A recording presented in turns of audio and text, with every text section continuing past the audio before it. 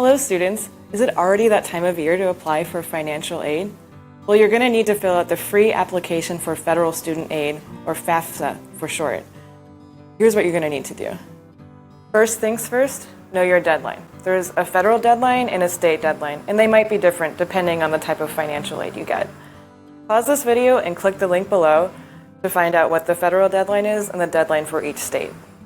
Next, get together the documents you need to fill out the FAFSA. Which documents you need depends on your citizenship and financial status. Here are the documents you need to ensure a smooth application process.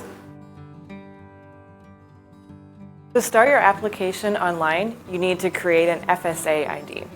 This is a quick process. It should only take a few minutes. To create your FSA ID, go to the FSA website. There you'll need to create a username and a password. They'll also ask you for personal information such as your name, birthday, and social security number. You'll also have to provide contact information such as your email address, phone number, and mailing address. Now it's finally time to start filling out the FAFSA. Go to FAFSA.gov and select Login, where you'll be led to a separate page to fill out the application. Click on I am the student and log in with your new FSA ID and password. After you click on the Start button for this year's FAFSA, you'll be asked to create a save key, just in case you or your parents want to take a break and resume later. The first part of the application involves filling out your demographic information, such as your name, date of birth, permanent address, marital status, gender, and driver's license number if you have one. Make sure that everything on the form is exactly as it appears on official documents. For example, include your fully spelled first name instead of a shorter nickname that you usually go by. You'll also be asked to select your high school completion status and college grade level. You'll also provide your parents' education levels, whether you're interested in work study, and if you are or previously have been in foster care. If this is your first time filling out the FAFSA and you don't know which school you're attending, list up to 10 schools that you're considering, even if you haven't been accepted or even applied yet. On the application, you can search for each college by typing in the name, city, and state where it's located. Be sure to select your housing plan, whether you're living on campus in a dorm, off campus, or at home for each college you choose. These status questions determine if you're a dependent or independent student. If you answer yes to any of these, you may have to answer further questions on the application. Reasons you might be considered independent include if you're married, working towards a master's or doctoral degree, were emancipated as a minor, or if you are a veteran of the U.S. Armed Forces. At the end of this section, you'll be asked if you're able to provide information about your parents.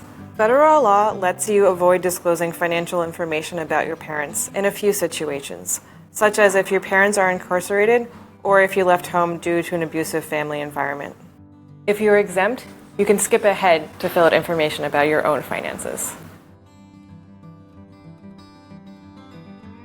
A parent or someone who's legally in charge of you is required to fill out this section. Step-parents, foster parents, legal guardians, and other family members can only fill out this section if they have adopted you. If your parents are still married or live together, then both parents must complete this section. If they live separately, ask the parent you've lived with more in the past year or gives you the most financial support. If that parent has remarried, your step-parent must also complete the parent information on your FAFSA. Your parents will enter personal and financial details like their birthday, marital status, household size, and tax information. You and your parents both need to upload information on your personal finances. But it's not as complicated as it might seem. That's because the FSA uses an IRS data retrieval tool. This allows you to upload your tax information without having to get the documents ahead of time, if you're eligible. Once the transfer is complete, you'll receive a message confirming the success. But check for blank fields, filling out any answers that the IRS wasn't able to complete. Now it's time to submit the FAFSA. If you're a dependent student, your parents will also need to sign it by logging in with their FSA ID. Once your school receives your information, they'll send you a financial aid award letter, which tells you how much aid you're eligible to receive.